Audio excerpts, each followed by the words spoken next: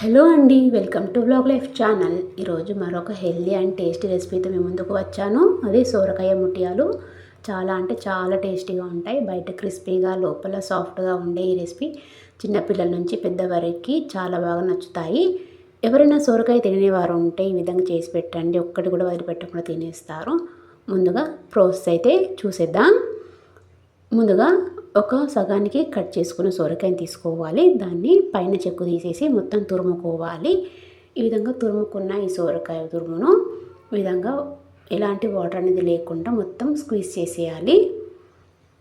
ఇలా మొత్తం స్క్వీజ్ చేసిన తర్వాత ఇందులో ఒక కప్పు వరకు గోధుమ పిండి వేసుకోవాలి.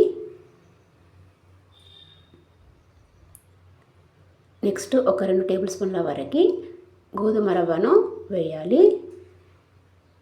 కొద్దిగా జీలకర్ర, అలాగే రుచికి సరిపడా సాల్ట్, 1.5 టేబుల్ స్పూన్ వరకు కారం,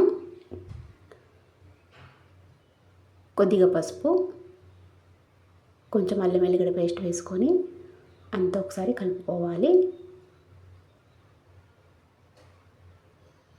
ఇందులో వాటర్ అనేది వేయాల్సిన అవసరం ఏం లేదండి. ఈ సొరకాయలు ఉన్న వాటరే సరిపోతుంది. ఈ విధంగా అంతా ఒకసారి మంచిగా కలుపుకోవాలి.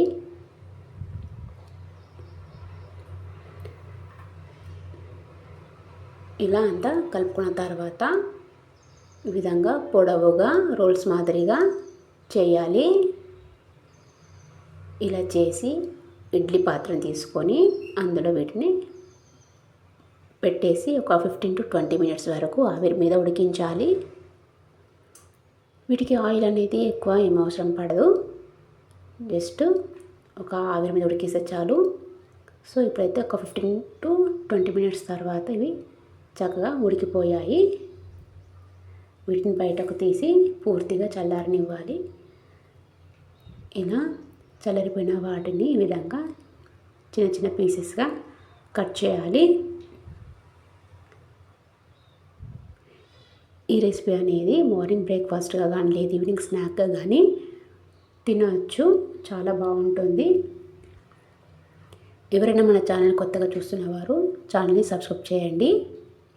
సో ఇప్పుడైతే ఇవి ముక్కలుగా కట్ చేసిన తర్వాత ఒక కడాయి తీసుకొని అందులో కొద్దిగా ఆయిల్ వేసుకొని జీలకర్ర, ఆవాలు, కరివేపాకు, కొత్తిమీరకు వేసుకొని మనం ఇందాక పీసెస్గా కట్ చేసుకొని సొరకాయ ముట్టియాలను ఇందులో వేసుకోవాలి. లో ఫ్లేమ్ మీద ఒక 2 నిమిషాల పాటు వీటిని 2 వైపులా ఫ్రై చేసుకోవాలి.